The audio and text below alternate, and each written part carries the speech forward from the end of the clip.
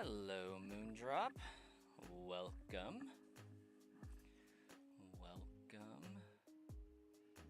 Okay. I need to share that one. Copy, close. How you doing tonight, Moondrop?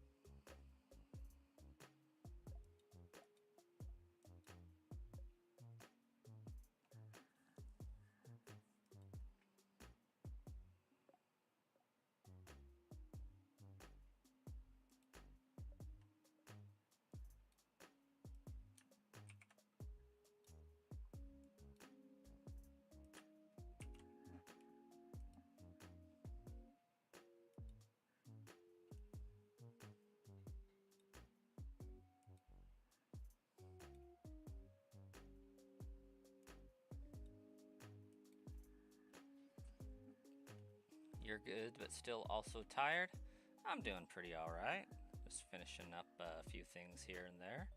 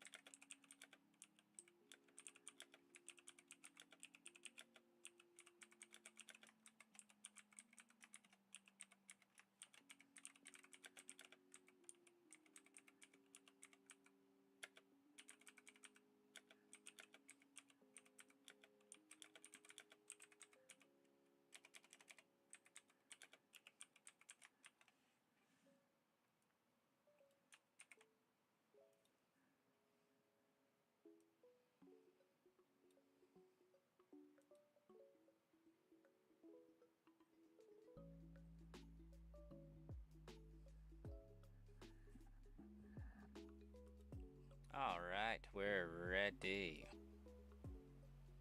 Something's wrong here. I think I just gotta wait for my viewer to catch up here. There we go. Guess how many hours you got of sleep last night? I'm gonna guess 2.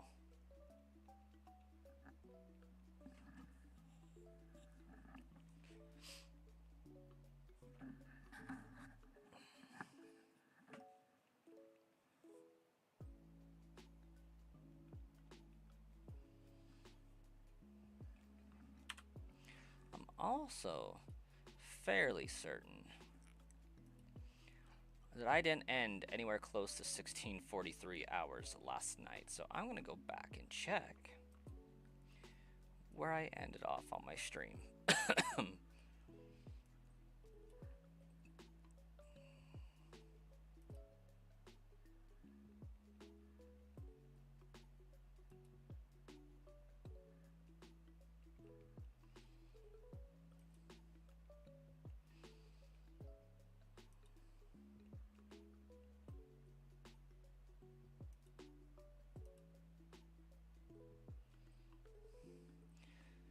1630. Yeah, I think the time might be fairly accurate in that case. Okay. Uh-oh. YouTube better be receiving enough video. I was close, you got 1. That does not seem like enough, I'm gonna be honest.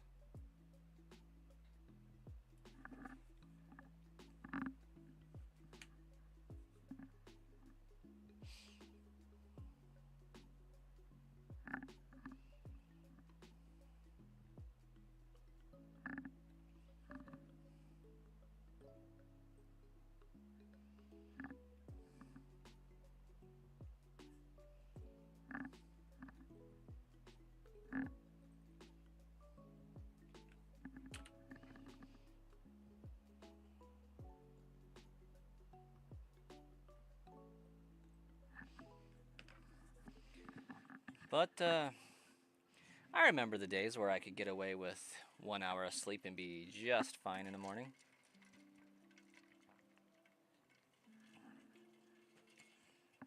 I feel like those days are a little bit past me now.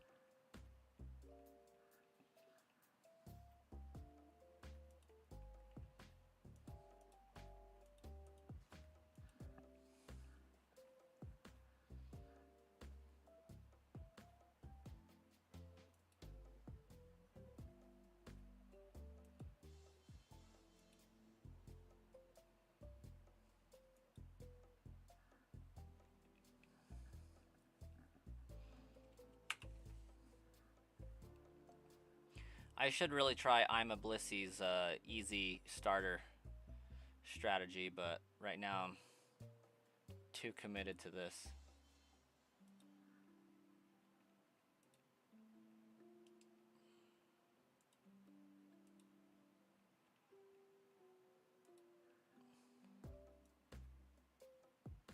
There we go. Now I have all my chats open. That took a minute. What you sleeping only 1 hour for there, Moondrop? What's the reasoning?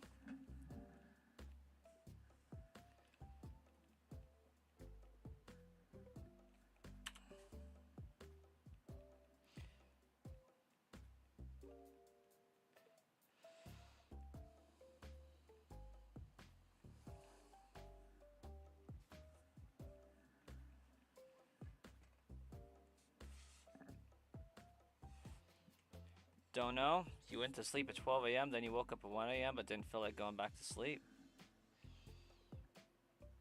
My secret is that I always feel like going to sleep. It's basically a superpower at this point. I just have like something like the Midas curse or whatever, you know? Like, I always welcome sleep, but I'm never able to get it.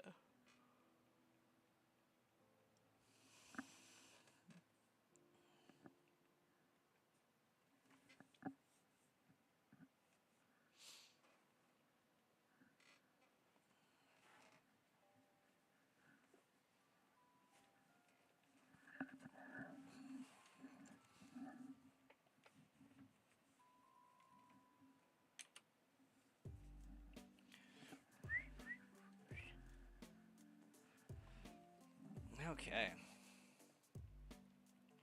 Think I'm comfy, cozy, situated, ready to grind out some more encounters. See if I can do so without getting like uber distracted.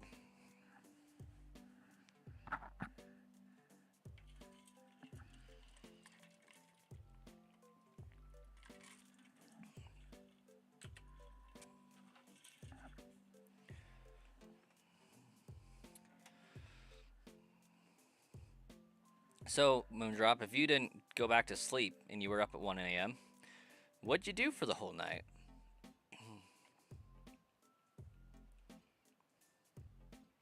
Surely you didn't just lay in bed the whole night and stare into the abyss.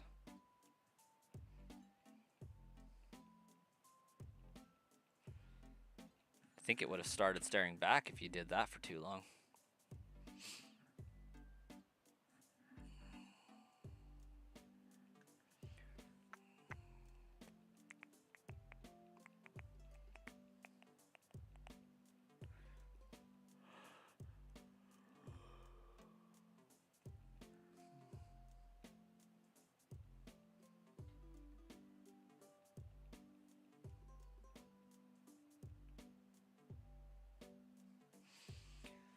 Just go on random streams, play games, try to sleep, sometimes zone out. Keep feeling both hot and cold. Sounds like a night's work there. I mean, on my days, the nights from my days off, my Fridays, if you will, I've been having a bad problem with staying up till like 3 o'clock in the morning playing Pokopia, but I eventually go to sleep because if I don't, my life sucks the next morning.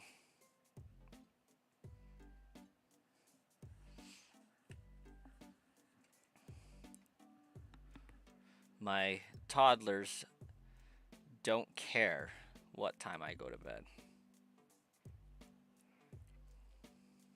7 in the morning is 7 in the morning.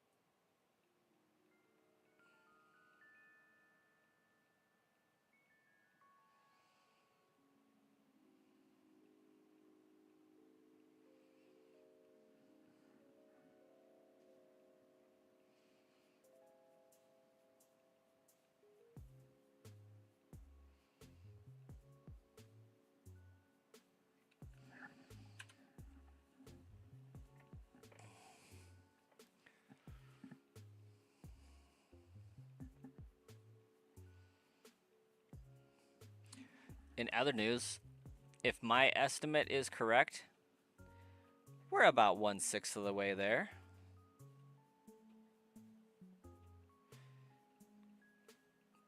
We're almost 1/4 of the way to full odds.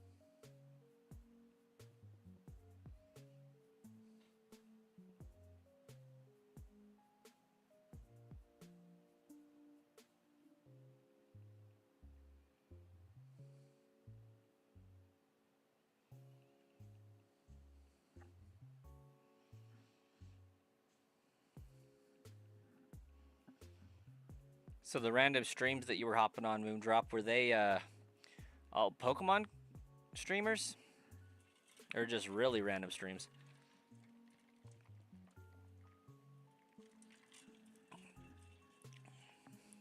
Nice.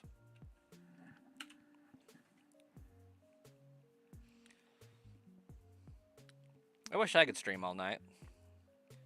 That would be fun.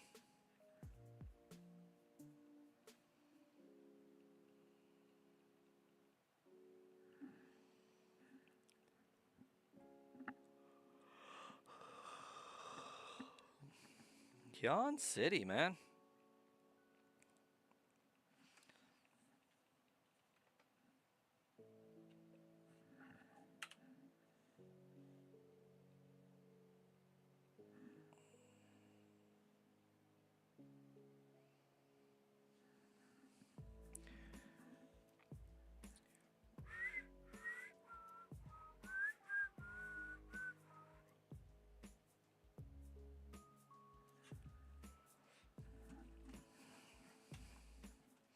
Not gonna lie, Pokopia.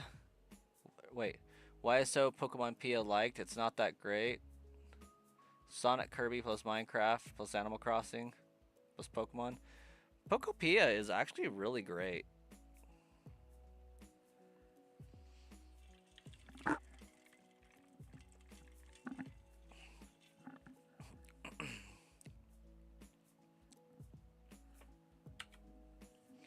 All the transformations are weird. How we're not actual Pokemon and how the Ditto becomes a human. It's not that weird. Why couldn't a Ditto transform into a human? Why couldn't a talented Ditto transform just its arms? I mean, in the anime from like season 1 even, we could see that a Ditto didn't have the skill to transform its face. So, obviously, it's not an all or nothing transformation, nor has it ever been. I don't see why we couldn't transform into the arms of a Machoke and push some stuff around or anything like that.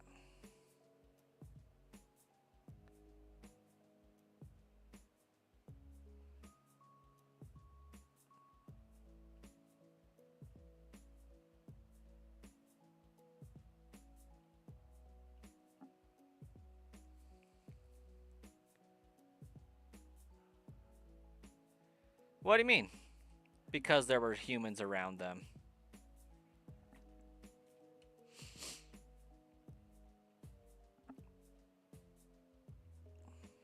I fail to see how the lack of humans in Pokopia should change anything.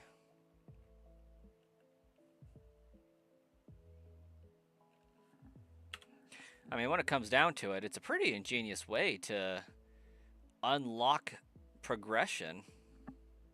In the anime, how Ditto was transforming into humans because there were humans around them. I'm pretty sure in the anime, it didn't turn into humans. It was still only turning into Pokemon. But it just couldn't get its face down because the Ditto just wasn't skilled enough.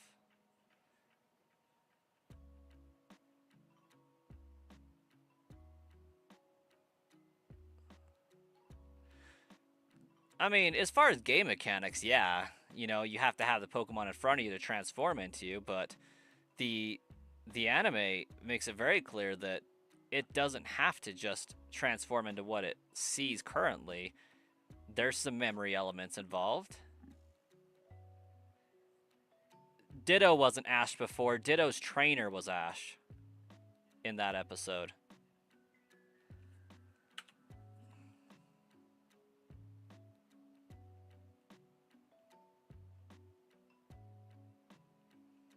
I could be mistaken, but it has been several years.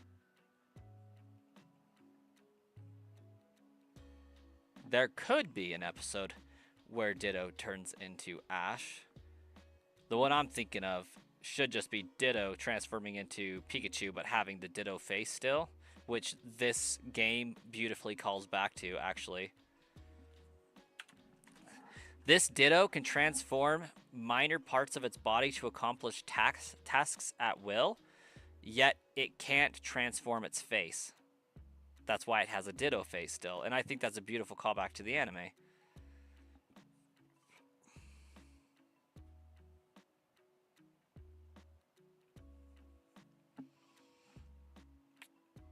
Find the episode, Moondrop.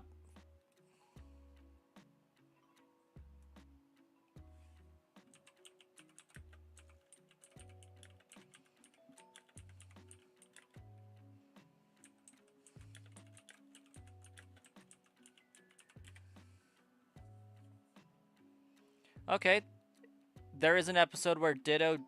Wait, in the Pokemon anime, a Ditto does not turn into Ash Ketchum himself. But the episode Ditto's Mysterious Mansion, a Ditto owned by a character named Duplica transforms into a small, imperfect version of Ash. It also commonly mimics Pikachu during that episode.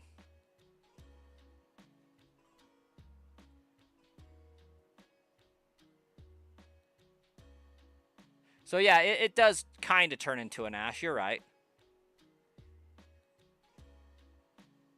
Hey, Mystic Urbica, welcome to the stream. Thanks for the luck and the hopes and dreams. That's what we're fueled by here.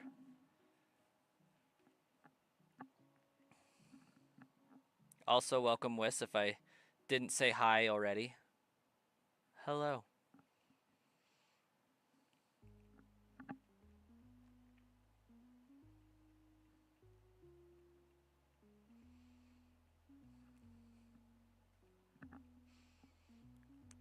I will, in fact, find it. Eventually.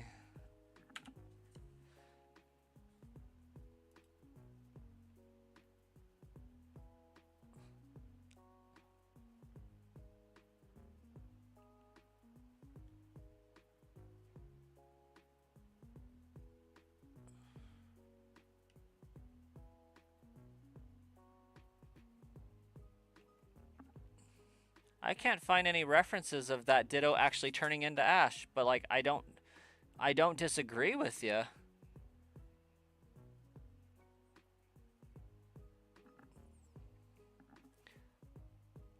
Like I now that I'm really thinking about it, I do kind of remember it, but I just remembered the failed transformations with the Ditto face.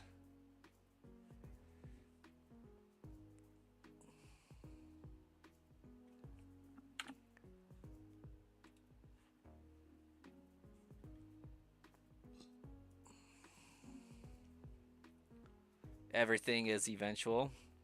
It's also inevitable.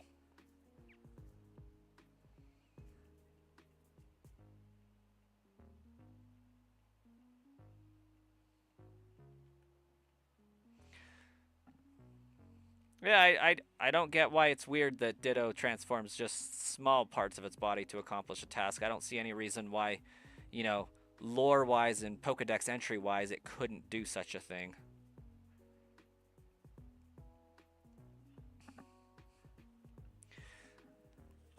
I mean, it's just transferring into its trainer from memory, according to the lore of the game. Jason, welcome. I'm doing well. How are you doing?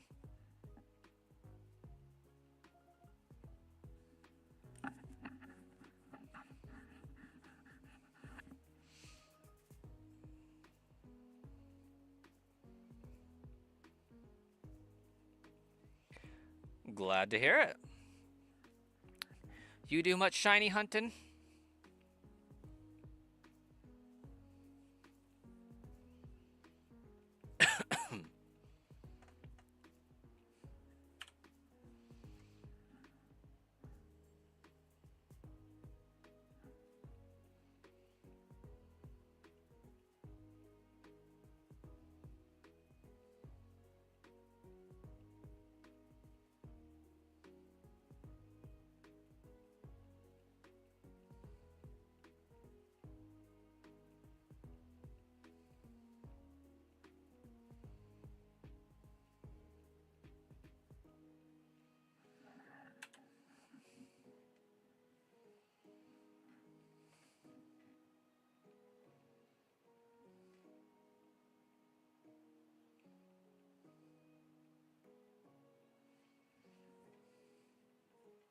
You're shiny hunting Volcarona in white too. Very nice. I like that.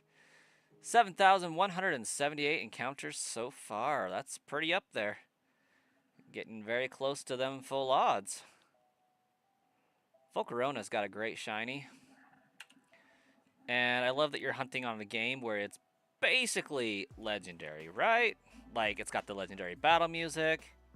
There's only one of them in the game. I might be thinking of black and white instead of black 2, white 2, but, you know. I feel like in that generation, Volcarona was in fact a legendary. And then they just changed their mind and said, actually, no, it's not anymore. Because it's a bug, it laid its eggs. It had many babies. It is now no longer legendary status. It is everywhere. It's an infestation at this point, apparently.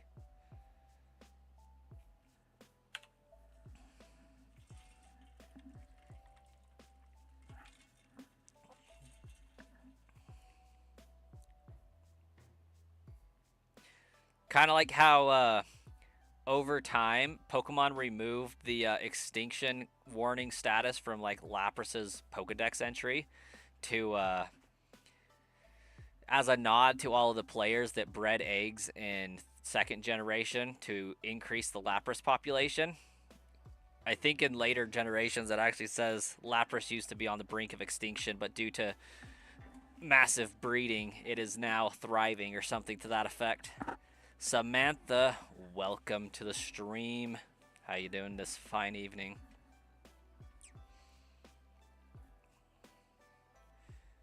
You got the guaranteed shiny Haxorus in both black 2 and white 2 a few days ago. Solid. It's a good one. That's a good shiny. One of my favorite shinies is Aegislash. But Haxorus is a pretty good one as well.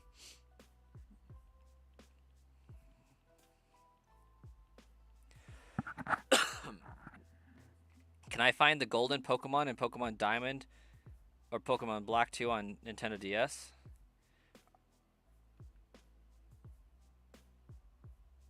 Which golden Pokemon? Because, like, Deoxys, no.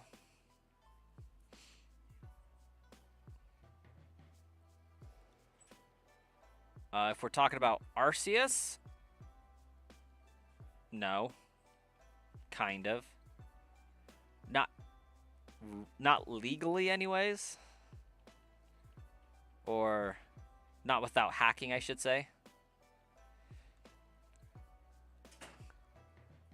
You soft reset until they both had an adamant nature. Oh, that's what's up. Get that nature bonus.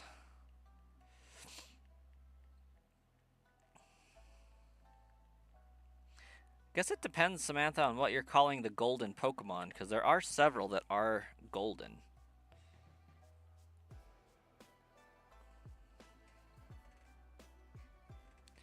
Pluto, you got shiny Charmander in just 3 hours? It's real, no cheat? I believe it, man. I believe it full-heartedly. I happened to find myself a shiny Deoxys on stream live in 35 minutes. Took 71 encounters.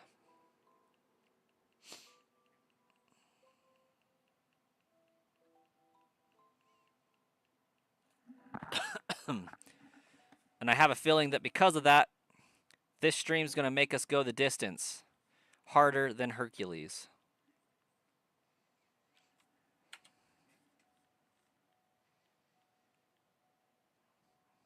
It was your third shiny in Black 2 and your first in White 2? Yeah, those games are not easy to get shinies in, that's for sure.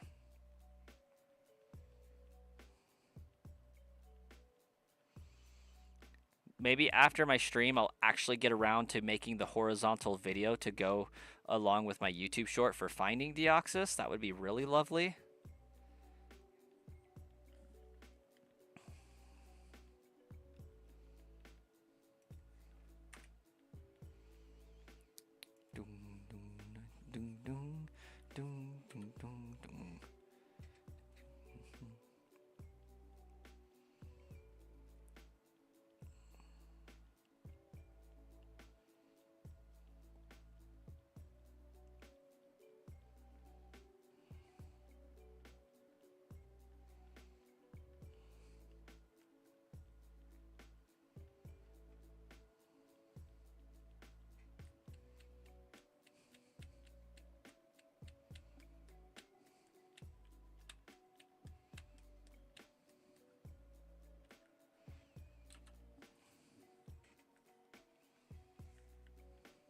Ooh, ooh, ooh, ooh.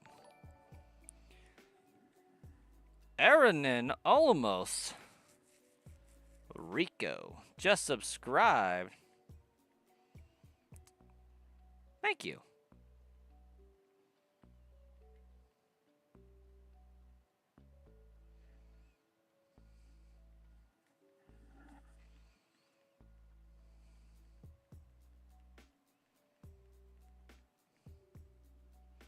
Yeah, I'm streaming on Brasscoin as well, Smoker. Have been this entire time.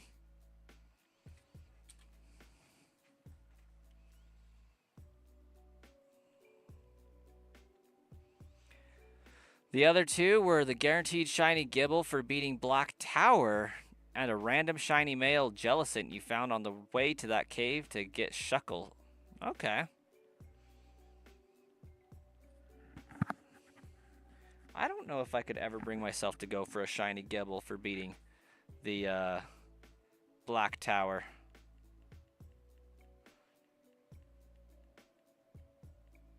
Hey, Starkiller, welcome, welcome. How you doing?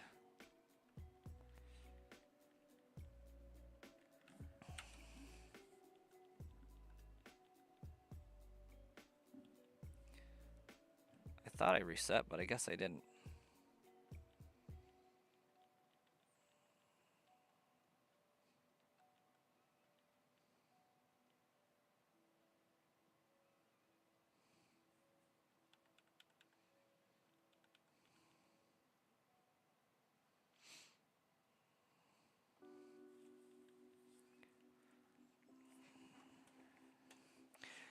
Can't wait till tomorrow because you feel like garbage and need a few days off.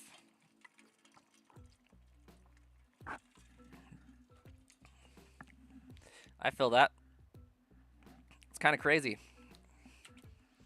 Work tomorrow, and then I have a half day Saturday, and I'm off for a half day and have a half day off, and work another day and have a day off. I kind of like the beginning of my week. Friday to Tuesday isn't really that bad at all. Not that Wednesday, Thursday, and Friday are, but it's just nice. You're debating on if you're going to work tomorrow?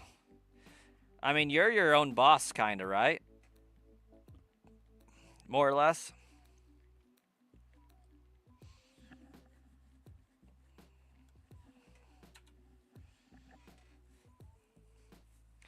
You're also on area 8 of 10 of White Tree Hollow so far. You'll get a guaranteed shiny Dratini when you beat it. It's one way to shiny hunt, I suppose. I respect the grind, though. Yeah, you're probably going to text everyone and see what they think of just taking a 3-day weekend. I gotcha. So, out of curiosity, like, with that, how do you go about finding the painting jobs to do that you do? Because that's what we're talking about taking a day off from, right?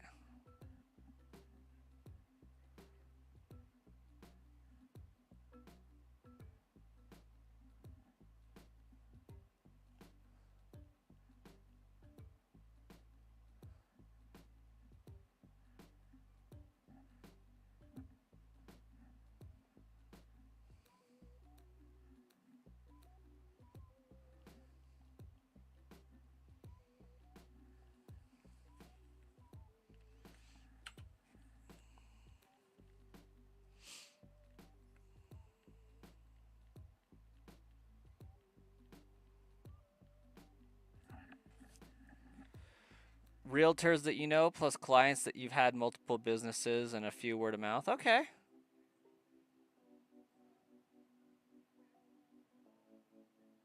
That's what's up. Marcus, welcome. How you doing?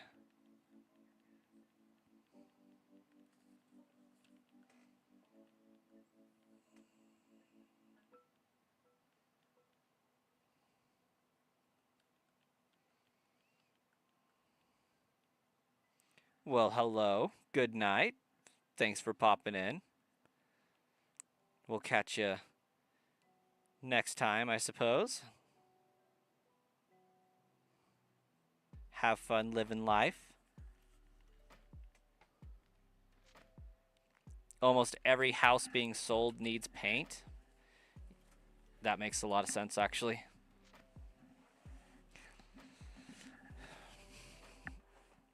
And you got realtor buddies that are like, hey, I know a guy. Do a real good job on the cheap for you.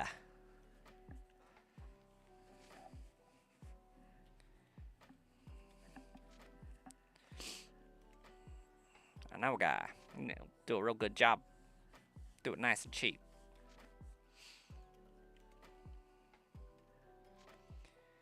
You usually do popcorn removals during the winter, but you didn't have a single one this year. Honestly, the winter seems like a terrible time to do a popcorn sealing. Is there some sort of secret benefit to that that I am not thinking of? Because, like, removing popcorn sealing involves a lot of mist and time, right?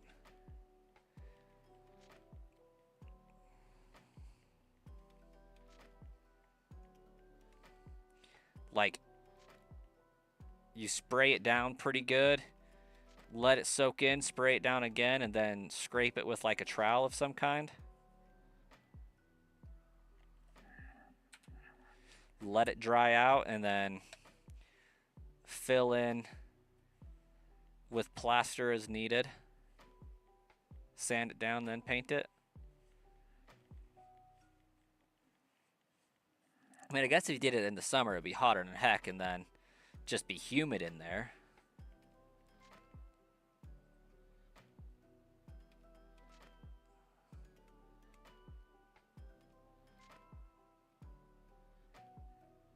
Gotcha.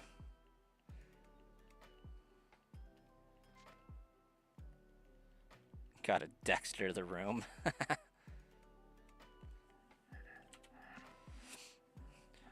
I've never seen Dexter, but I get the reference.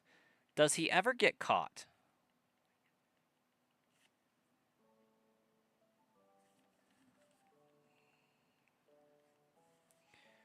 You're an expert at making kill rooms. Maybe don't send your raccoon hit squad after me. You'll have a room prepared.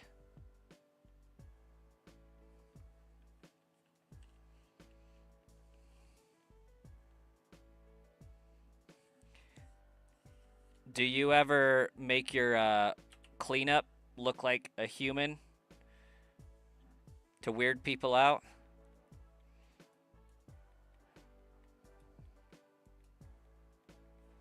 In the new series, he kind of sort of gets caught, but never officially caught. He gets caught by a person who sympathizes with what he does and is okay with it, basically, maybe. You don't have that much time.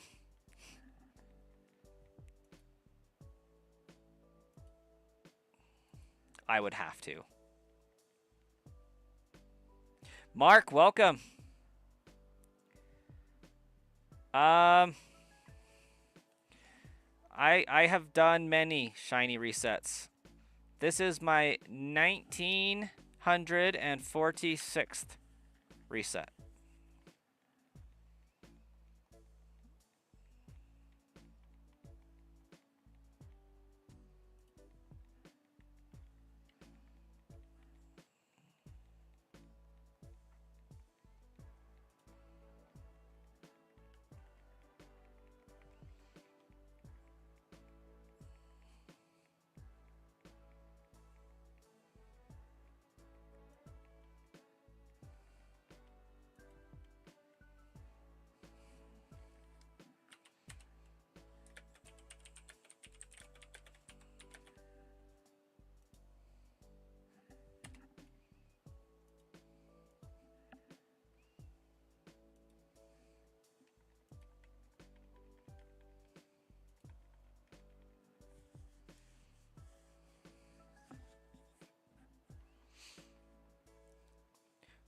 One of his old partners, realizing he is the Bay Harbor Butcher, and he kind of chases him. At the end, he was going to take him in, but ends up dying, so he's still free.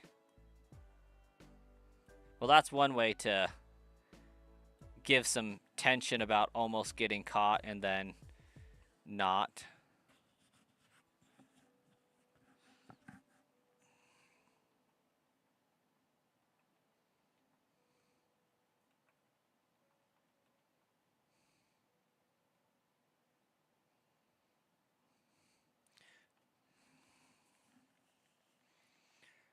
Holy Tauros? Holy Tauros indeed. It's not too bad, though.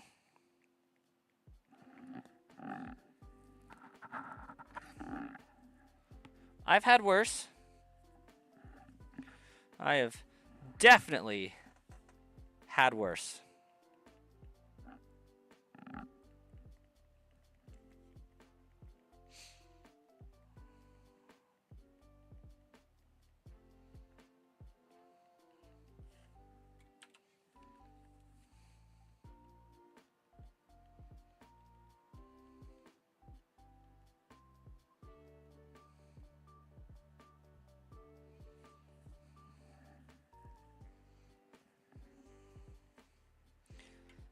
Dexter has some amazing plot armor.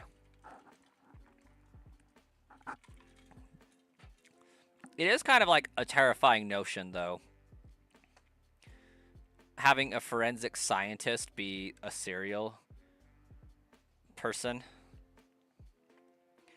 knowing exactly what they will look for, what they will print, what they will pick up, and being like, we're clean.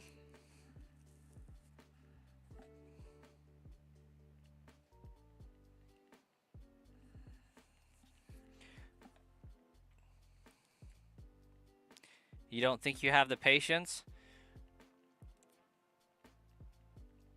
It does require a decent amount of patience, not gonna lie.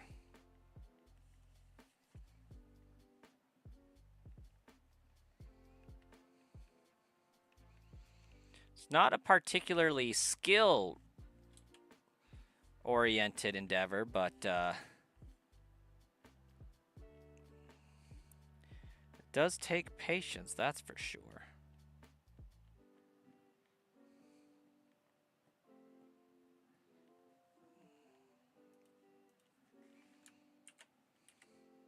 Oh, what is that?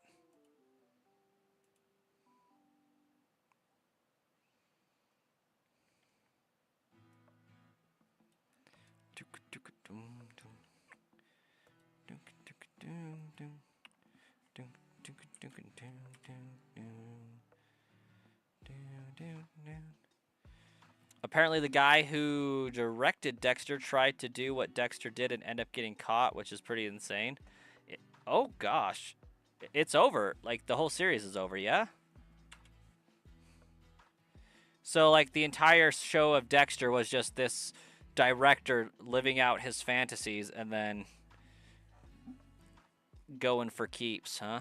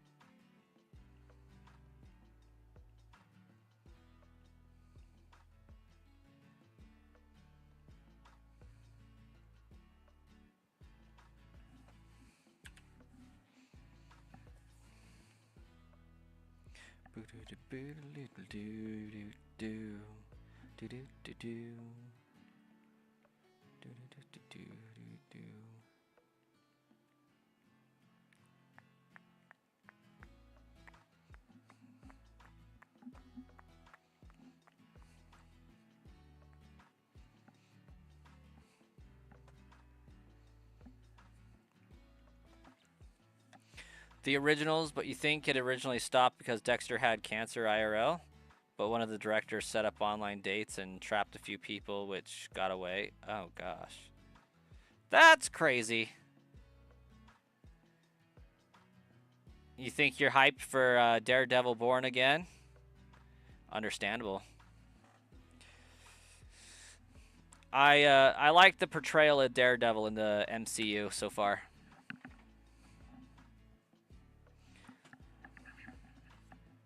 He did good.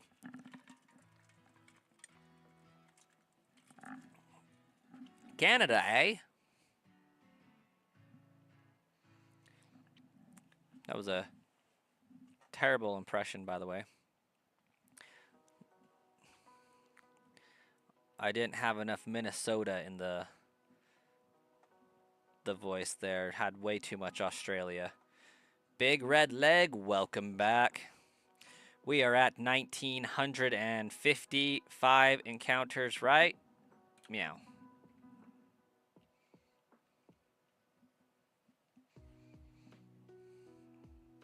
Oh, Canada, eh? That was closer. Not great, but closer. 19 million encounters.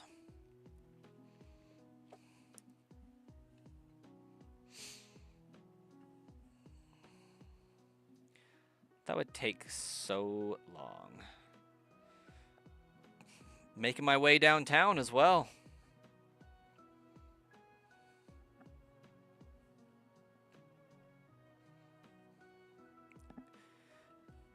At least all the way down to Oaks Lab. We haven't really made it further than that, but here we are.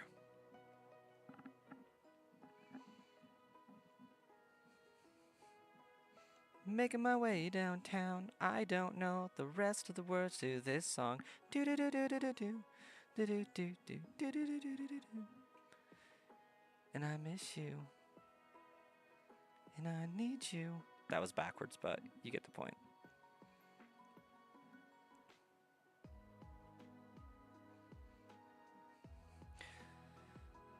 Mark is from South America, a country called Guyana. This is the country where the Jim Jones story happened in the 70s. I am not familiar with that one. But anything that has just an individual's name and story behind it was probably disturbing.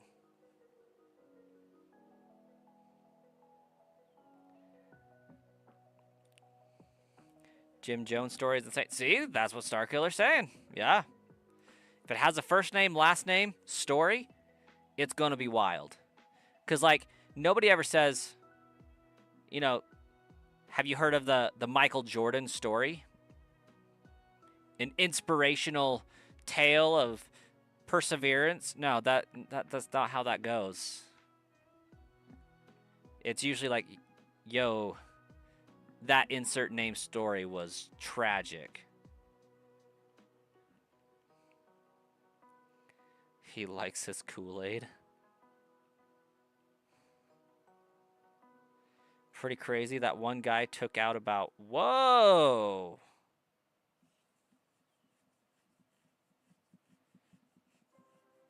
$900 people. Okay, I feel like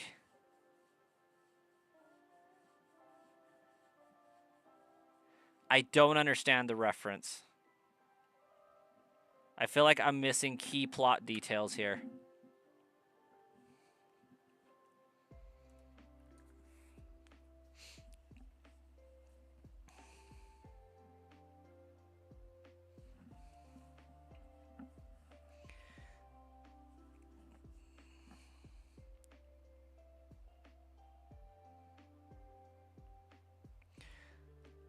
Because, like, my mind is going so many different directions with the tie to Kool-Aid at this present time. Like, either he legitimately really liked Kool-Aid,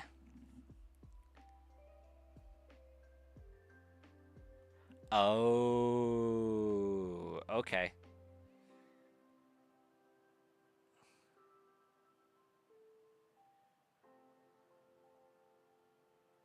Did he also drink said Kool-Aid? Because that is not how I imagined that going down and being used. So that was a turn.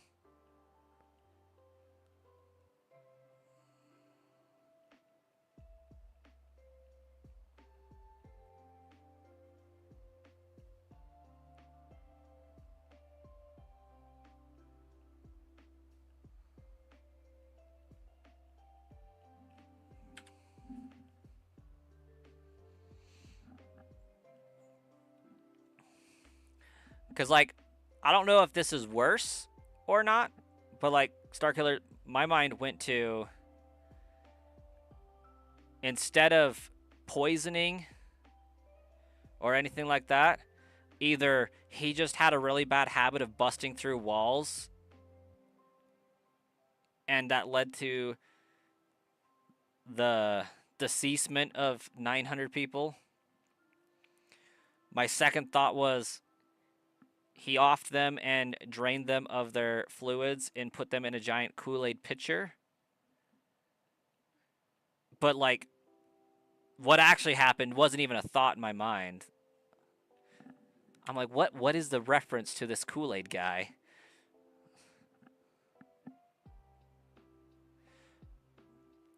Can't remember if he did or not, but you think he did? It'd be hilarious if he busted through walls. And that's how it's happened. Like, I could just imagine the news being like, there's a serious epidemic in this country. People's walls are getting broken down left and right. Hide your kids. Yeah, Colton was very persuasive. Something.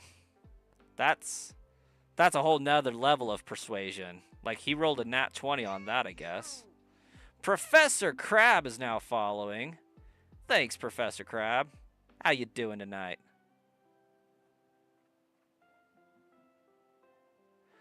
Oh, wait. Wait a second. It's been a hot minute.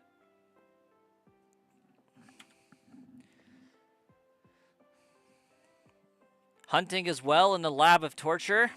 Yeah, Professor Oak's Lab Simulator is not the best game ever, but leads to some fun experiences later on.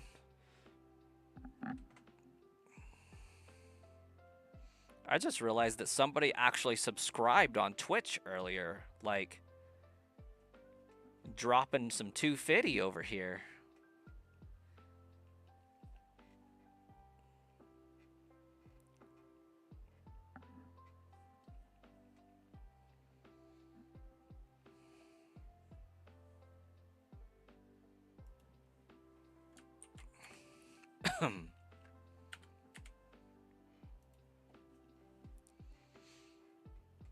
Just imagining this guy just, oh yeah, busting through walls.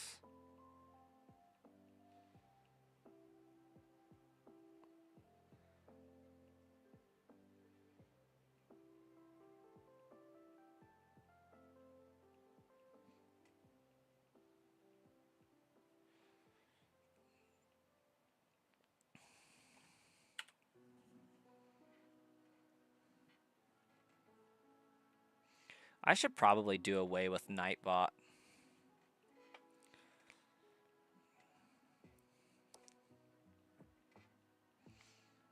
We got Mod Starkiller over there holding down the fort. It'd be hilarious if he dressed as the Kool-Aid Man. Low-key kind of would be. You know, except for the part where people got hurt permanently. That part isn't very funny, but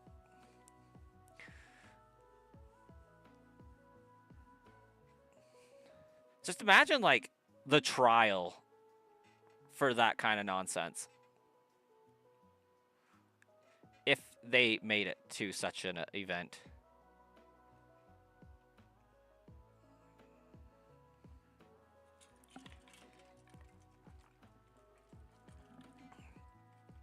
The trial would be epic. Here we have Exhibit A, one Kool-Aid Man costume.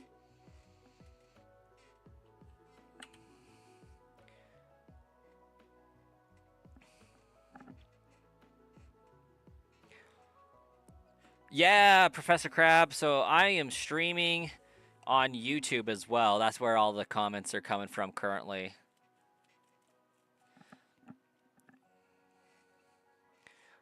So you are actually watching on my main Twitch account. I'm streaming on a secondary YouTube account and my main YouTube account right now. My channel for YouTube is like 20-ish thousand, 19,000 subscribers. And I have this much, much smaller YouTube channel that I'm trying to grow and branch off from. So we're trying to get to 500 subscribers so I can put my custom emotes back up on the channel, on this secondary channel here.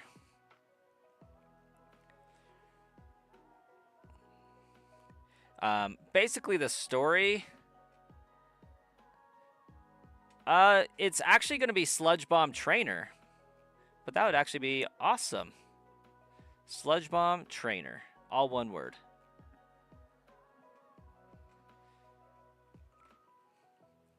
But yeah, the main YouTube channel is still Brass Coin.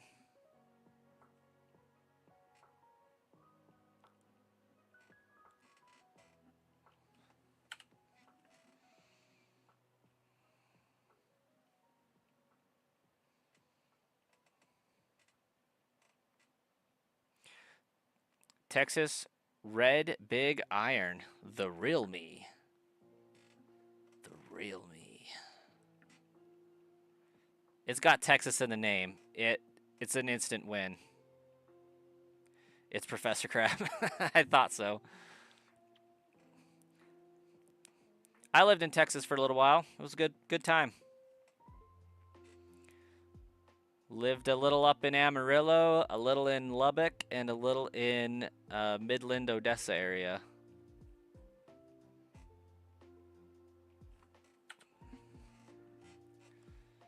But the short version for why I have 2 YouTube channels, one big, one small, is the big one got huge because I was basically bribing people to subscribe to it, but then I wasn't able to facilitate what was going on the channel anymore. Still Pokemon related, of course. And so people stopped watching. People stopped a lot of things with that channel. So I started branching off and saying, hey, I want to just be able to put out a video every so often, but mainly stream Pokemon content. So we branched off and are trying to grow this one. And I've been at it for about a year. Haven't really promoted it on the main channel that much, as far as, hey, you guys should go sub to that or anything. Just to see if I could get people who are genuinely tuning in for streams and whatnot.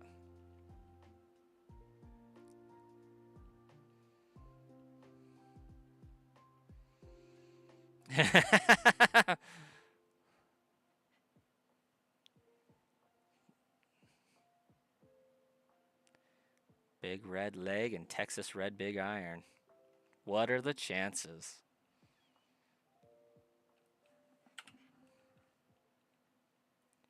Wild.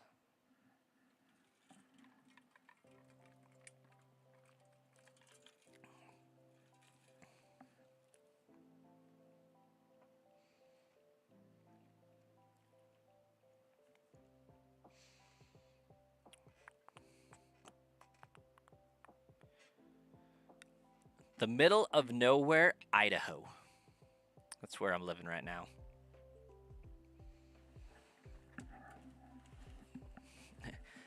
Alabama. Ooh. Big red leg. Isn't that like a no-no? If you were, or is that Arkansas?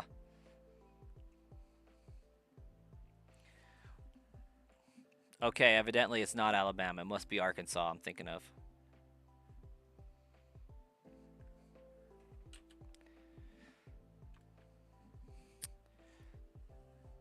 Texas, isn't there a state that most Texans really despise that's like close to Texas? You got family in Tennessee? Okay.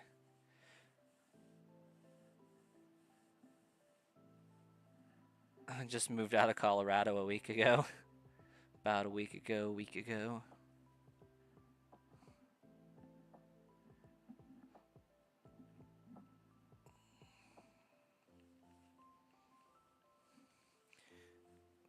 Jason's in Pennsylvania. Nice. East Coast. From Philadelphia. Oh, it's from a Marty Robbins song? Okay. Gotcha.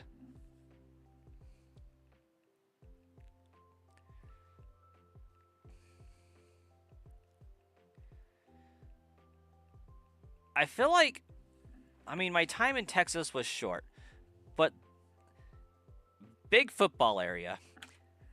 There was a state that if you wore it on your shirt, you were fixing to get jumped in Texas, and I can't remember what it was.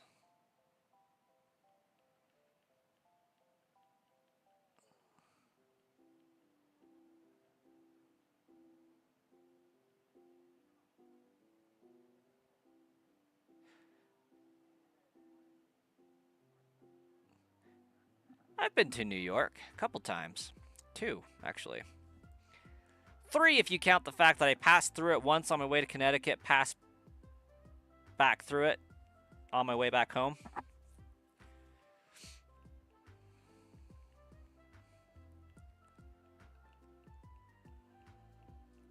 You used to go to New York City like every year for fun?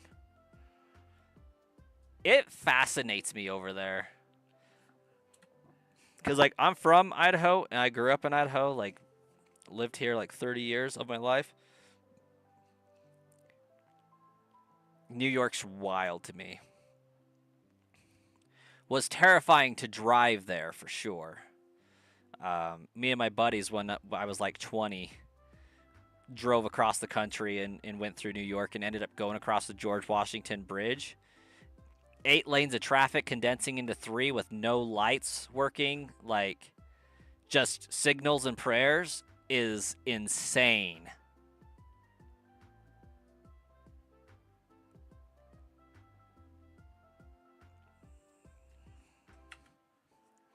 You go to Florida several times a year to visit family.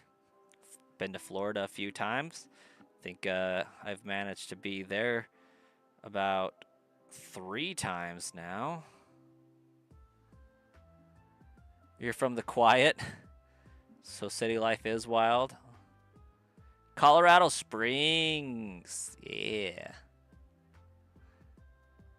Would catch people in the trees. Oh, that's weird. Oh, just got back from Florida for the first time for your 30th. Nice. What'd you go do there? Was it Universal or Disney?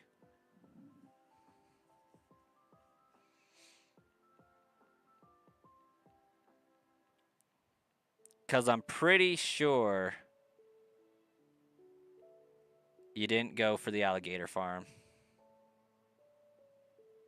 Oh, it was Clearwater for baseball spring training? Okay, okay. Hey, Mark, you have a fantastic night. So, Big Iron, you play a little baseball?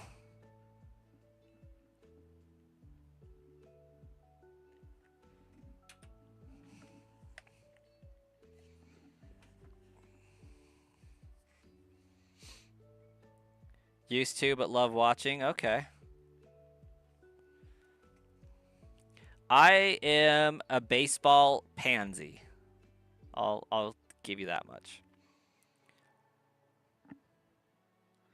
You love to look for and try to catch amphibians and reptiles when you go there? It's the best, right? Walk out with a gator.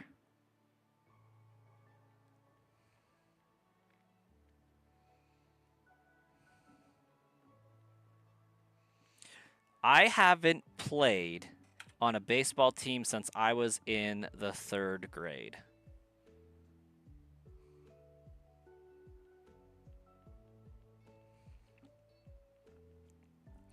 And I was pretty good in 1st, 2nd, and 3rd grade. You know, as good as a small child can really be.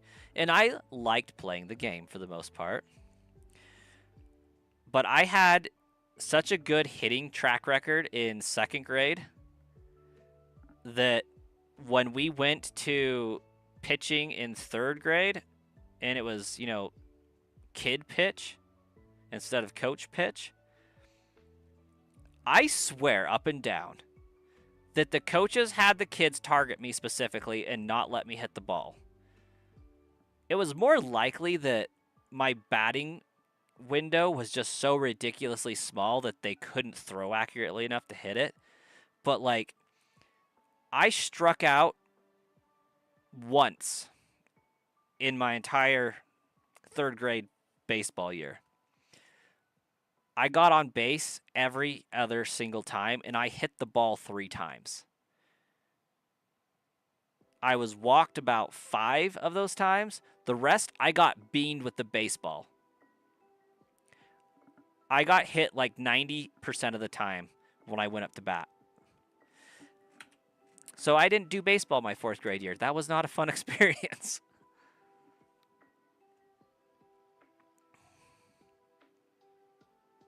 Ooh, a diamondback rattlesnake. Don't like finding those by accident.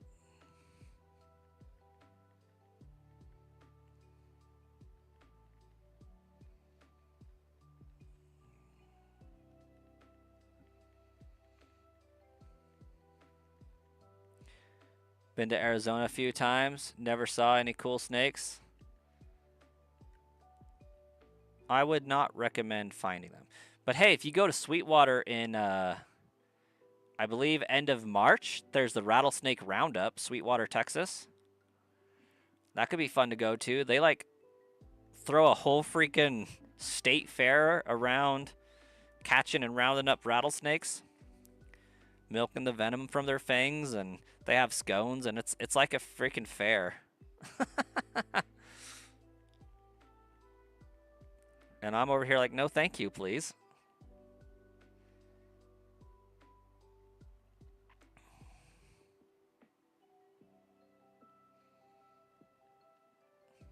No thank you.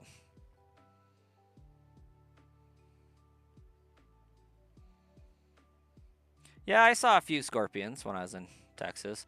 See them up here, too. Scorpions are everywhere, and it makes no sense. Like, why are you living in a frozen tundra? You know you're more commonly a desert creature, right? Your two loves, shiny hunting and sports, somehow got into both.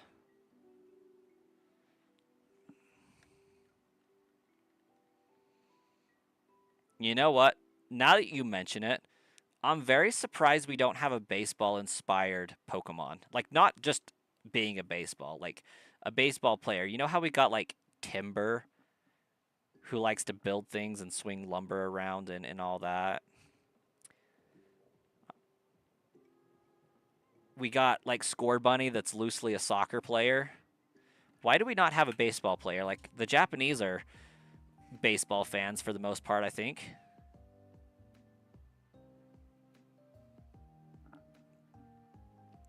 Like, baseball, Kit Kats, Pokemon, Hello Kitty, all pretty big.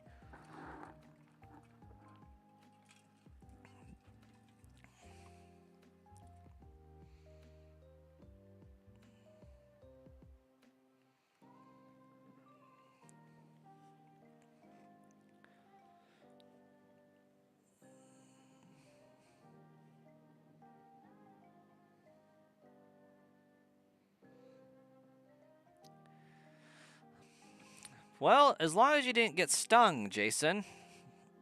Scorpion stings are crazy.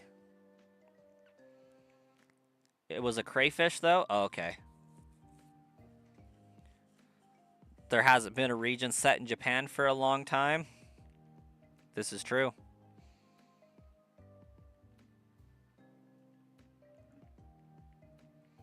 Yeah, it's been a while. Yeah, it's been since Gen 4, hasn't it? With the exception of, you know, the Hisui region, but that's basically Diamond and Pearl.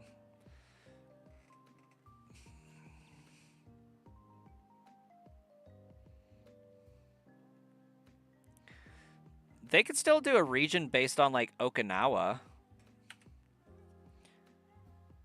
And there's still, like, 2 prefectures in Japan proper that they could do, I think.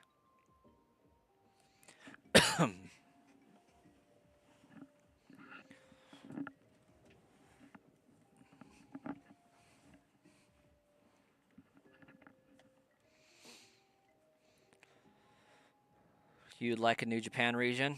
Especially if it's, like, very similar to Johto. Actually, I think we low-key kind of have had a Japanese region recently. The DLC for Scarlet and Violet revisits Japan.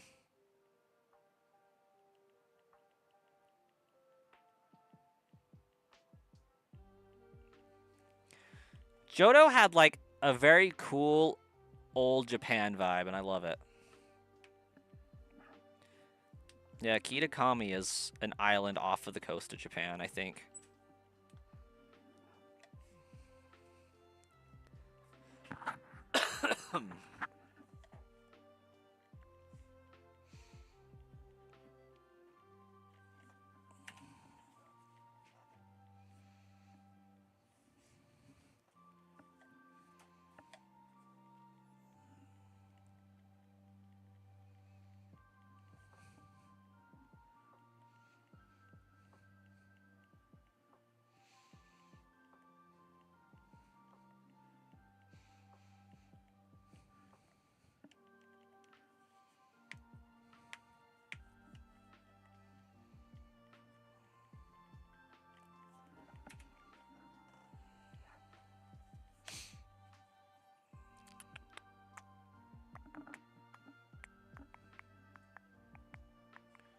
Back to Twitch.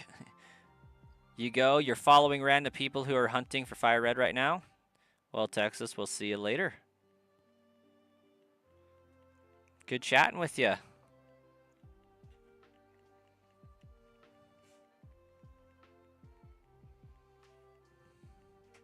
Hey, thanks so much for the luck.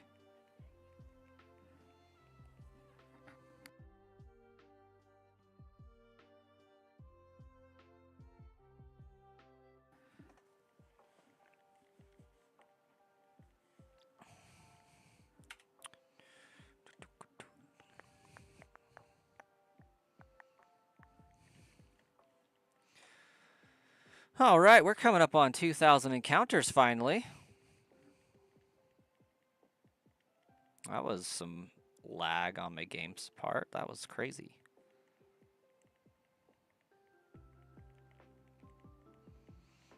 I'm still thinking that this is going to take until like 12,000 encounters or so.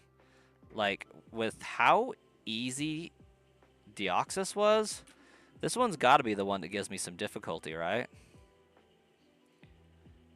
And because it's one that is the easiest to start getting as a shiny right from the get-go. Someone is at 5K now. Pack Raider, I am sure they are. I think Starkiller and Ruben are pretty close to 5K themselves, if not a little over it. How you doing, Pack Raider?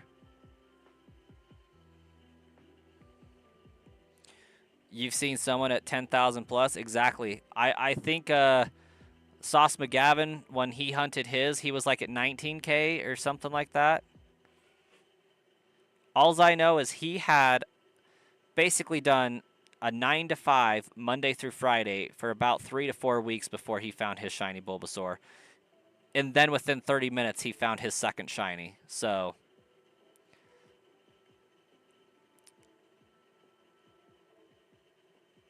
luck is crazy mistress.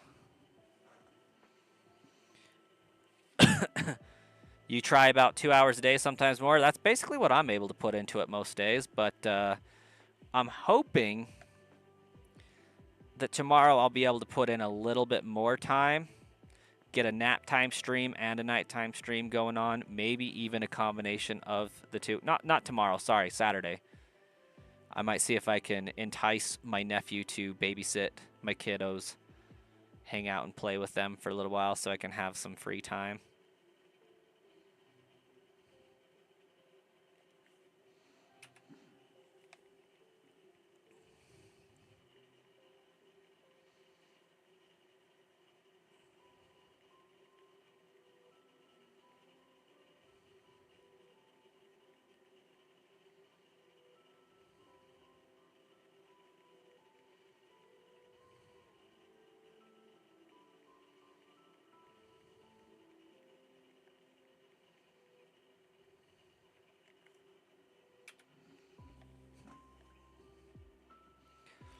But yeah, I fully expect this to take over odds.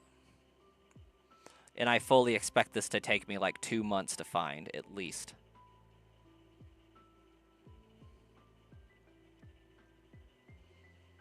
I mean, I'm on, what, episode 8? So I know I'm at least 6 days into this. Because some of the days I've streamed twice. So I would say 5 days in for sure.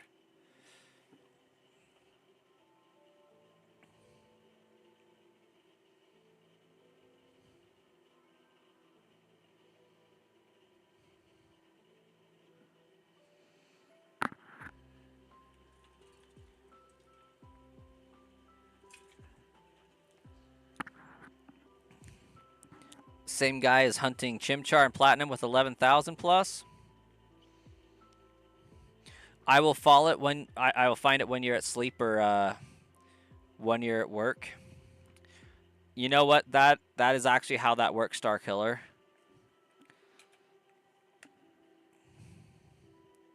Still no shiny is insane. Nah, that's par for the course, Smoker. What are we thinking? This is some SV nonsense where you sneeze wrong and find a shiny? No, this is a hunt, man. This is an expedition. This is the kind of thing that Hercules sang about.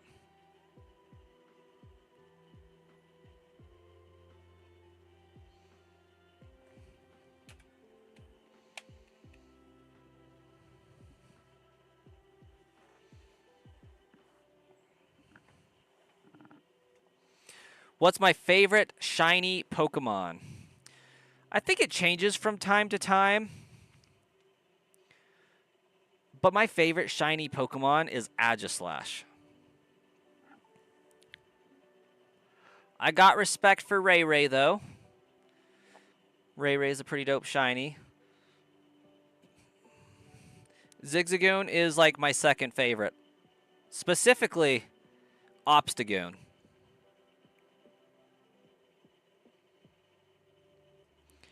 But yes, that is one of my favorite lines of shiny Pokemon. Just the black and white to vibrant pink and blue is peak.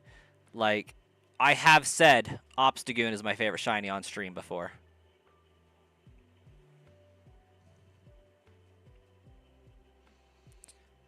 But I think there's just something about the black and red of Aegislash mixed with the gold that just speaks to me. But Obstagoon is what a shiny should be. You've never seen me get one of these shinies because it's always when you're asleep or at work, so you're hoping this is your first time. Yeah, you have had pretty bad luck with that, haven't you?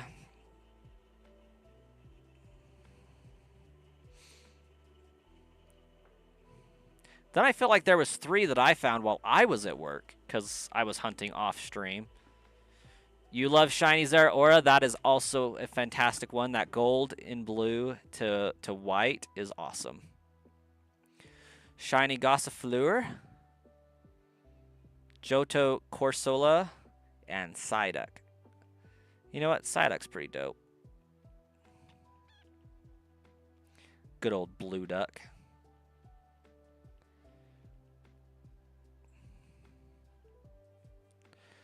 So who here subscribes to the conspiracy theory that Golduck and Psyduck had their names switched?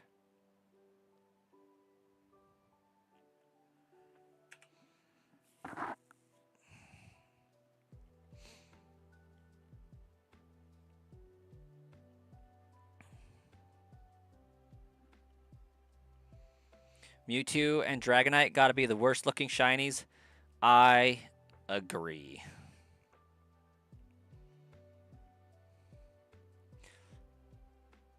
It is a conspiracy theory.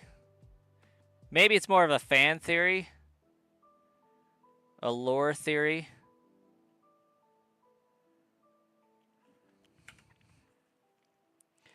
Because Golduck is blue, but Psyduck is gold. But Psyduck has, like, psychic powers, and Golduck isn't a psychic type, if I remember right. I think he's just water. Aladdin Plays, hello, and welcome to the stream. How you doing?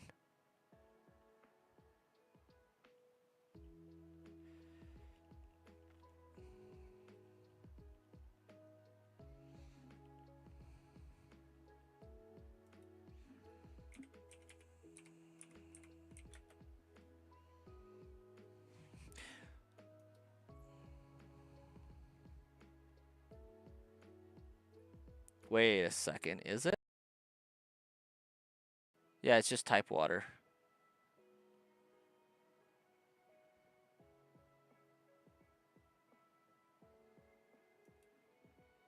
Hey, Shauna, welcome. Been trying to get the Twitch all night. No lag, didn't work. Oh, dang.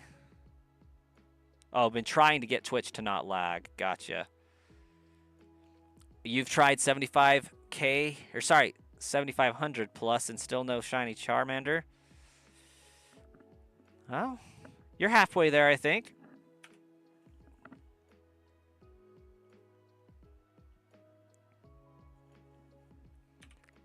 Actually, I think I didn't mean to do that one, but what do we got for move sets?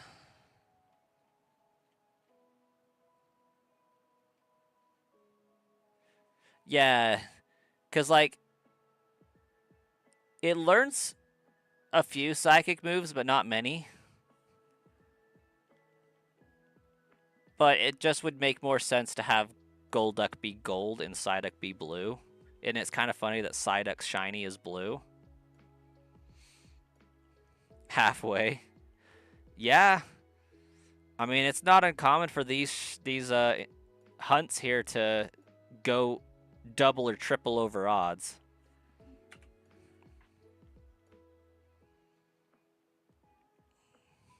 I fully expect mine to take at least 12,000 encounters.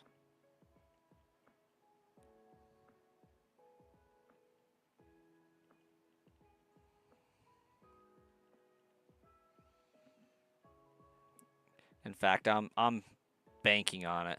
My shiny Deoxys only took 71, so the scales of the universe have got to tip the other way at some point.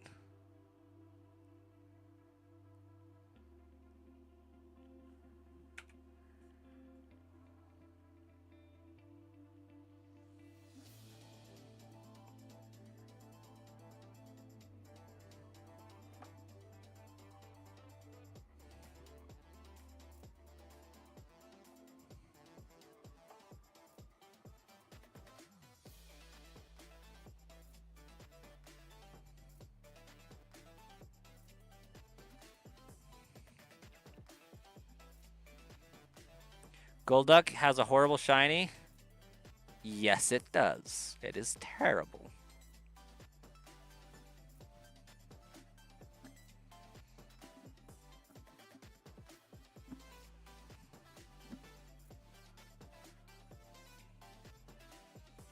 It's kind of a bop.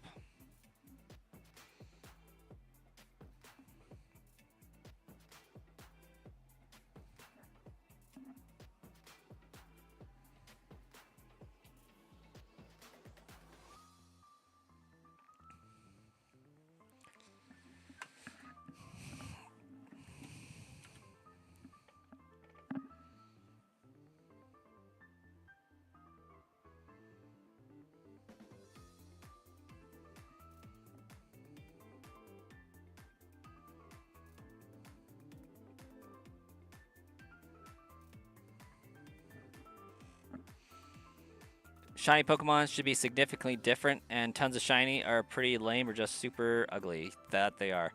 Yeah, there should be a drastic change, I think, in most of them. Like, Gengar's shiny is pretty subtle. Regice's shiny is really subtle. Needs to be bigger, bolder, better.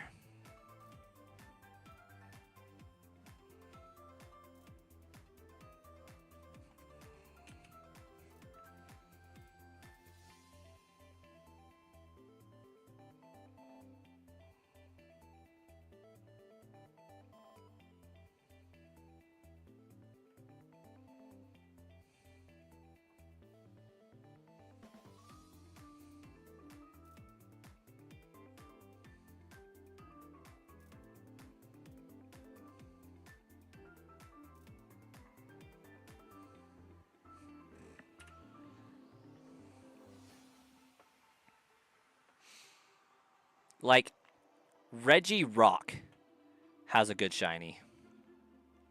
Regirock shiny is a great example of a way that you can be a little subtle about your change, but have a completely valid reason for it and have the fans absolutely love it. Regigigas also works. Registeel, also a good shiny. Regice just didn't get the memo, I guess. Like, I think it would have been funny to have Regice be either white or black for black ice, or just it is so cold that it turned white. Kind of like how white hot is a thing.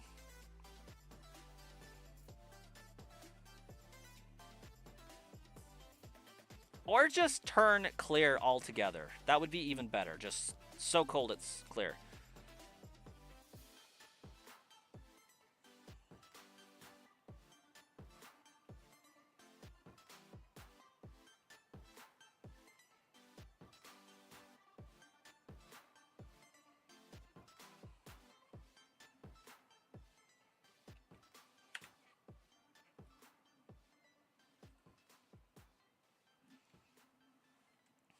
I feel like other things have pretty terrible shinies as well that aren't coming to my mind at the moment.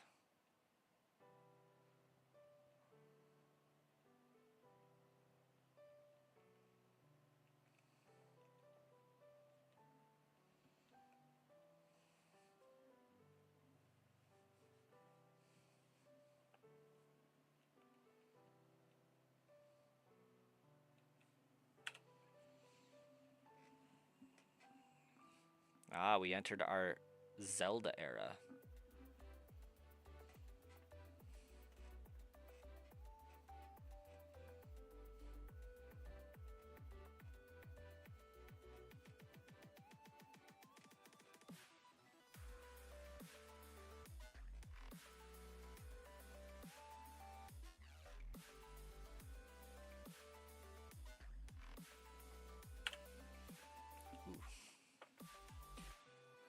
Asphyxia was on fire when they made this remix. They were cooking. A feast.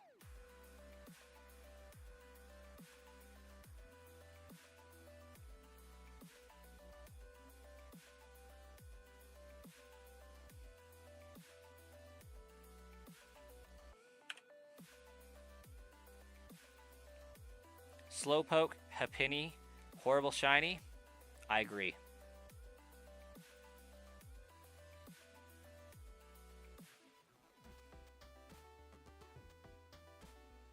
Infernape shiny's awesome. How are we feeling about Snorlax? Snorlax goes from a green to a darker blue, doesn't he? I think that one's okay.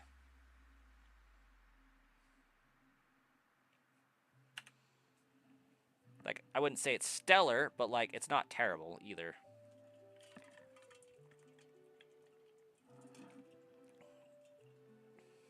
Snorlax is super lame. Like, his shiny is lame, or just Snorlax in general?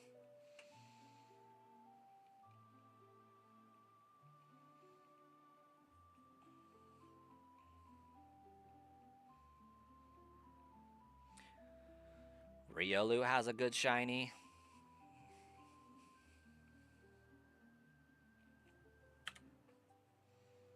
His shiny should have been different, Snorlax's. What color are we imagining for Snorlax? I could kind of see, instead of a lightish blue-green Snorlax, we get, like, a deep red Snorlax. But then it wouldn't blend into a mountainside. But, like, could still be cool.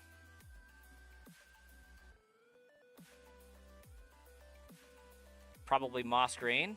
I could respect that. Makes sense.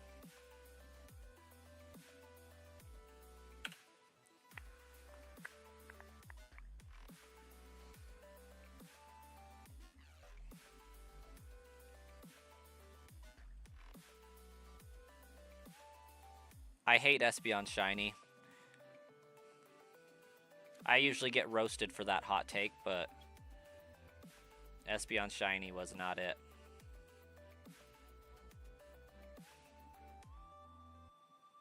Espeon should have went deep purple. Or sunset orange. Or sunrise peach. That would also work. You sure you lost a lot of shinies because no shiny sound and couldn't see it in SV? Very good chance of that. Espeon shiny was garbage. Same with Mewtwo. Big agree. Big agree. I think that's accurate. Mewtwo shiny should have been blue. Like, point blank, period, done. Ditto shiny's blue. Mew's shiny is blue. Mewtwo should have been blue, too. Ha ha. I'm sorry. I'm a dad.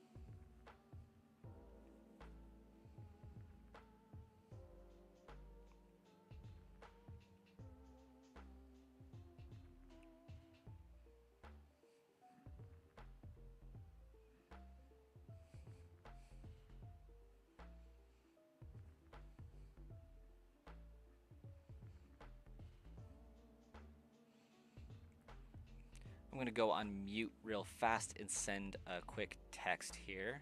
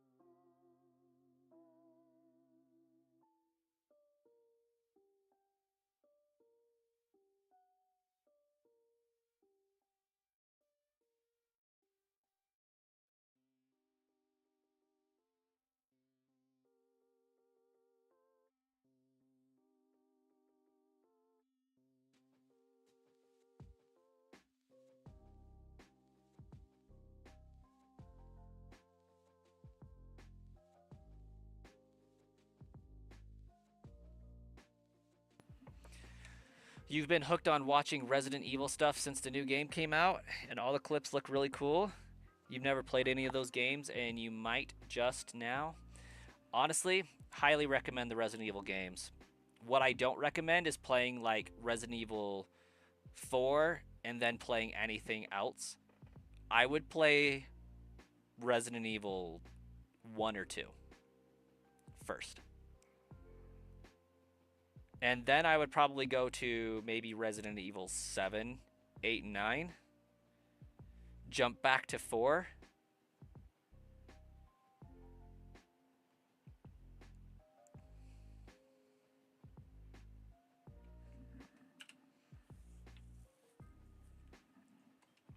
In my humble opinion on Resident Evil, if you play Resident Evil 4 first, you're going to be permanently ruined. In a good way, but also a bad way. Resident Evil 4 is a great game, but it's not like 1, 2, and 3. 1, 2, and 3 are very particular, and after playing 4, you won't really be able to play and experience those without quality of life downgrades and annoyances. But also, in my opinion, if you play Resident Evil before 5, 6, 7, 8, 9, they're going to not play as good. I don't know about 9. I don't know about 7 and 8 either. I should retract that statement, but 5 and 6 for sure. 4 is just far superior. I still need to play 7, 8, and 9. 7 kind of rebooted the franchise a little bit and went back to what it felt like to play the originals, but the gameplay is definitely not the same.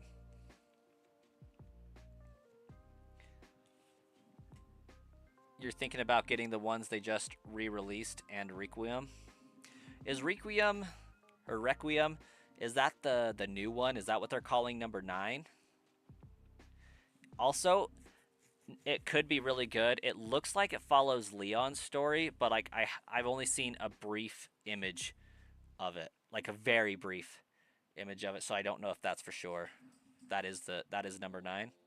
Because some people are calling it Requiem, some people are calling it RE9.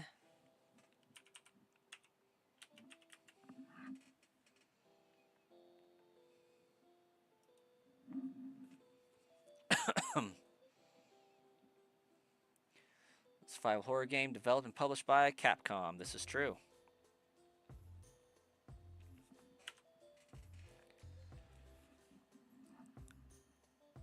It is the 9th game following Resident Evil Village.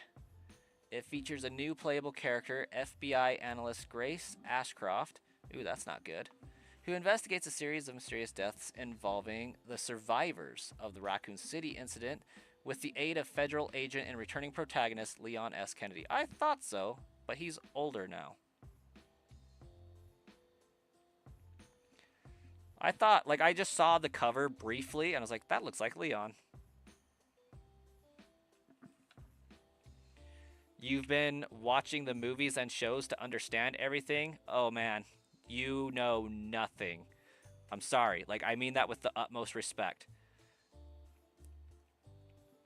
More or less, the movies, I don't know much about the shows. The movies, nothing, nothing to do with the games at all. Completely different universe. They just happen to share the Resident Evil name.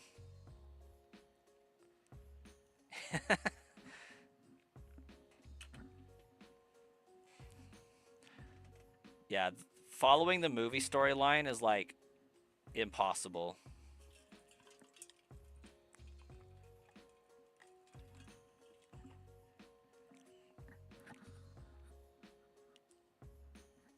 Even following the Resident Evil games is kind of difficult because, like, obviously you have 1, 2, 3, 4, 5, 6, 7, 8, 9. You also have 0. You also have, like, Revelations 1 and 2, um, Outbreak 1 and 2, and I don't even know what those ones are doing. You have Code Veronica X as well.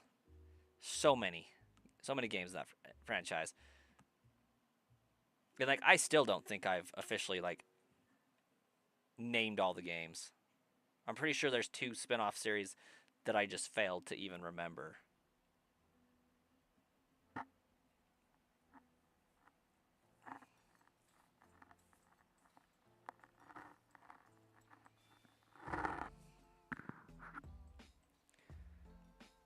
But if you're wanting to know how Resident Evil started and have a epic time playing a game, I highly recommend Resident Evil 1 and 2.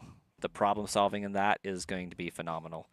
And I would dare say you could go so far as to do Resident Evil 2, the remake, the HD remake. That one is very faithful to the original.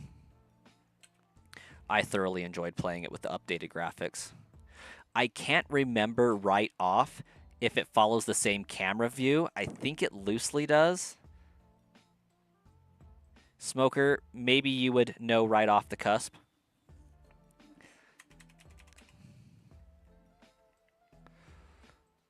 Those just look so dated that you know you'll get tired of the camera. Oh, the camera is horrendous, but, like, in the best way.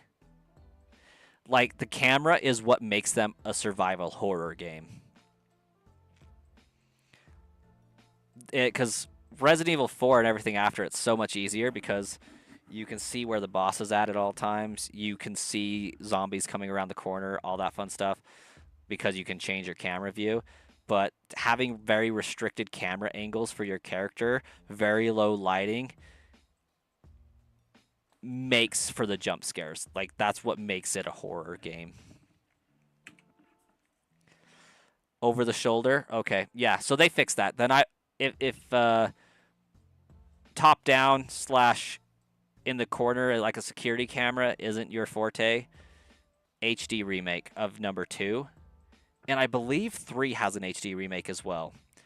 Highly recommend those. For whatever reason, they have not did that treatment to Resident Evil 1, and it's the weirdest thing to me. I don't have an Xbox to play them, but I do still have the games in Xbox form. Yeah, I'm talking about the old one.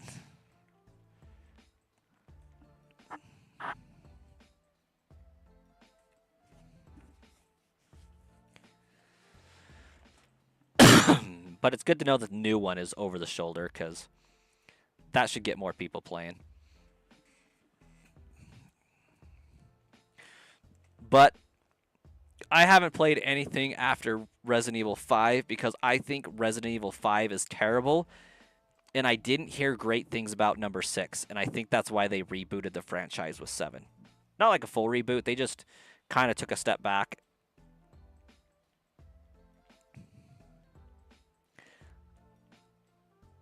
I want to play Resident Evil 7 in virtual reality. I think that would be cool.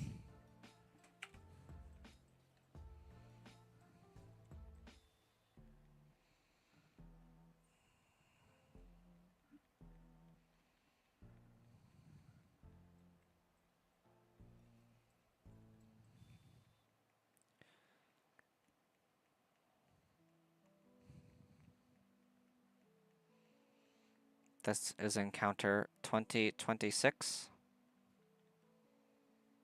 No shiny.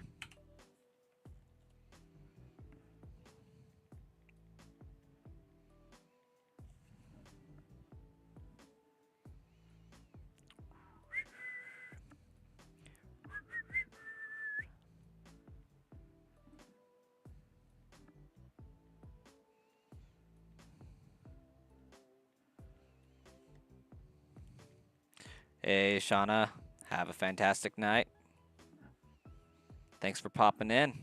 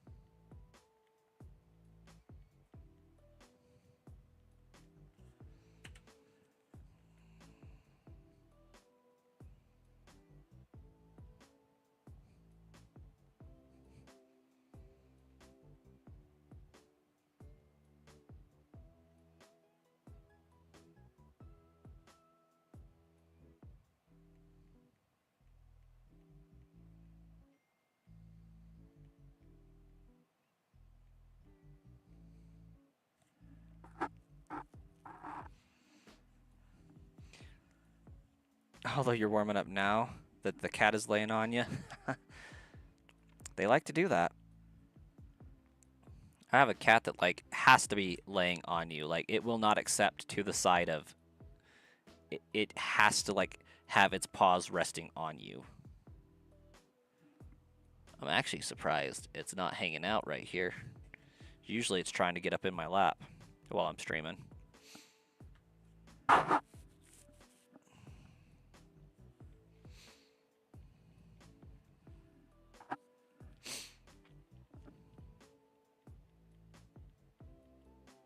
I did not want to nickname this.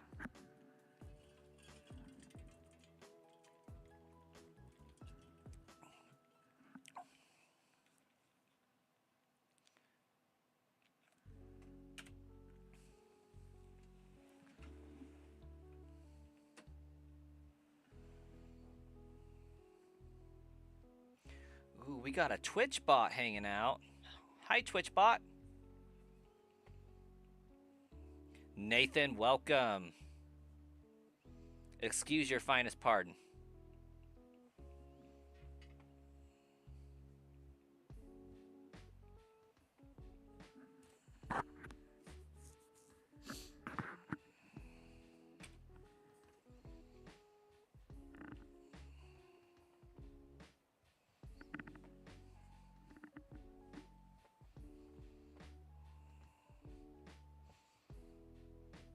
I like that Bulbasaur profile pic. That's a nice Bulbasaur profile pic.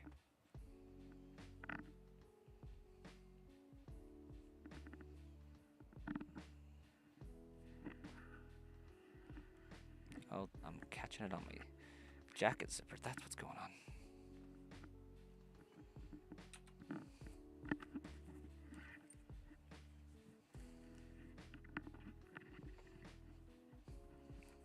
That's why I don't stream with cords normally.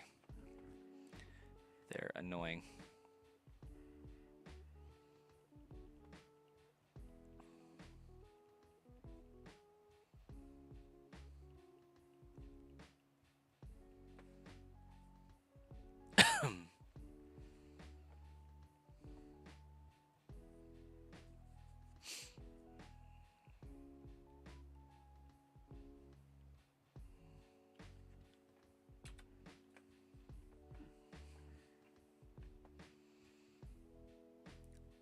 I like that the channel's been experiencing a little bit of a boom recently.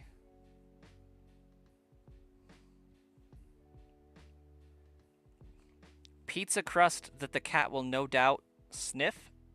and otherwise choose to ignore.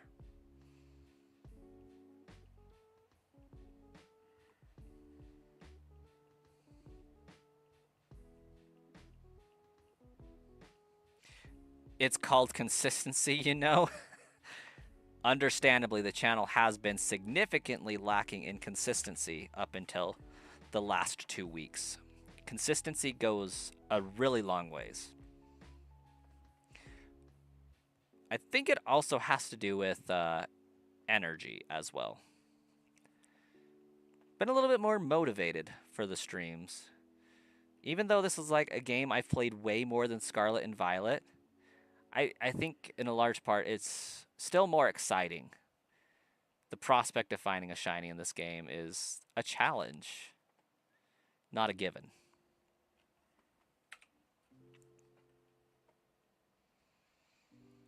But a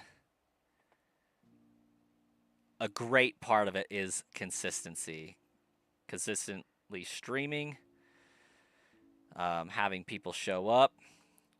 It's kind of crazy how people tend to stick around longer to give it a chance when there's more people here chatting and talking. So that's a huge part of it, is just the community involvement.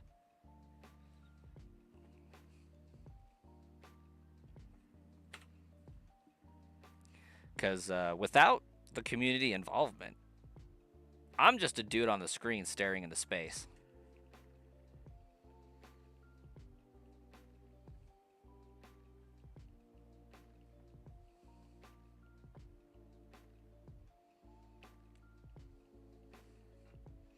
Maybe at one point I'll get,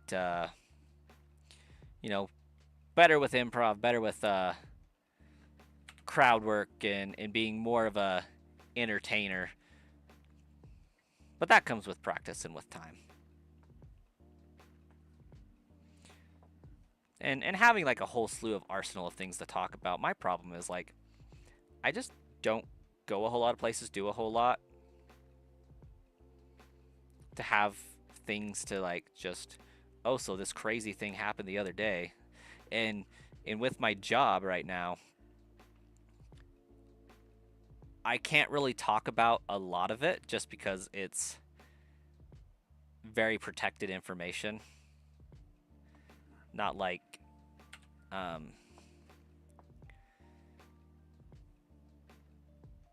super, but it's people's information and I can't disclose that type of stuff, and I would lose my job for sure if I did.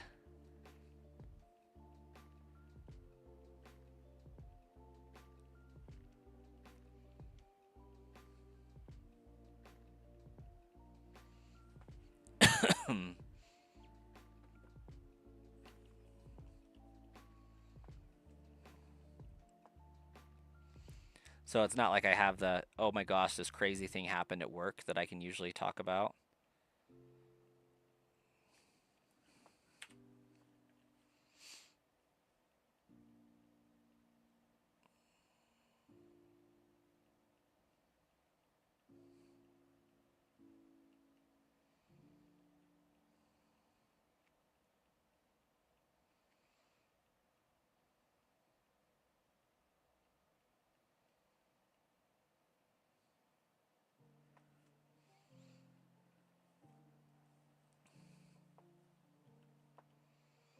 One thing with work I can talk about, though, is here in March 30th, in addition to my virtual branch team that I run, I will be also starting running a help desk team for the credit union I work for. So that's expected to grow pretty big. You know, that's troubleshooting like anything under the sun that could go wrong in the credit union. And answering tickets and getting stuff fixed for members and for employees alike. And that's going to be fun and exciting. Sounds like we're going to be getting a lot more permissions from IT. We still got to discuss like what those kind of things look like. But It's becoming a lot more like a future career path in training. Because like, if I'm gonna be doing this job, yes, I'm qualified to manage it and run it, and to the extent that they want it to run, because I'm already doing a lot of it anyways, with one of my team members that'll be probably helping out. To be determined on that one. Um, but I'm already doing a lot of it, so they trust that it's gonna be okay. Um, but it does open up the opportunity for me to finish my degree and actually say, hey, yeah, I have like 5 years of help desk experience by the time that's over, and I don't have to hit the ground at an entry level position anywhere else. I can just go in straight into more of a senior thing, because not only will I have, you know, quote unquote 5 years of IT like experience, it will be, no, I have 5 years of management IT experience, which is just crazy to me that I'll get to do that.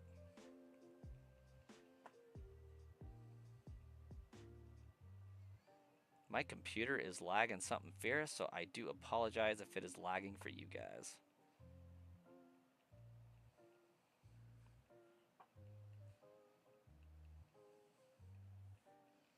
Let's see if I do that, if it fixes it.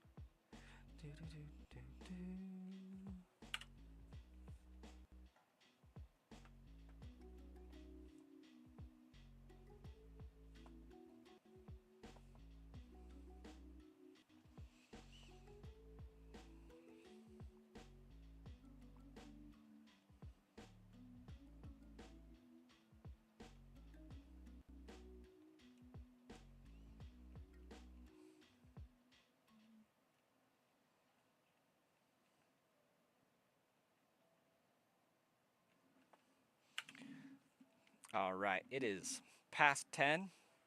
This will be my last encounter for the evening. Finish off at a nice 2050. And we will see when we can resume next. Maybe tomorrow, but for sure Saturday.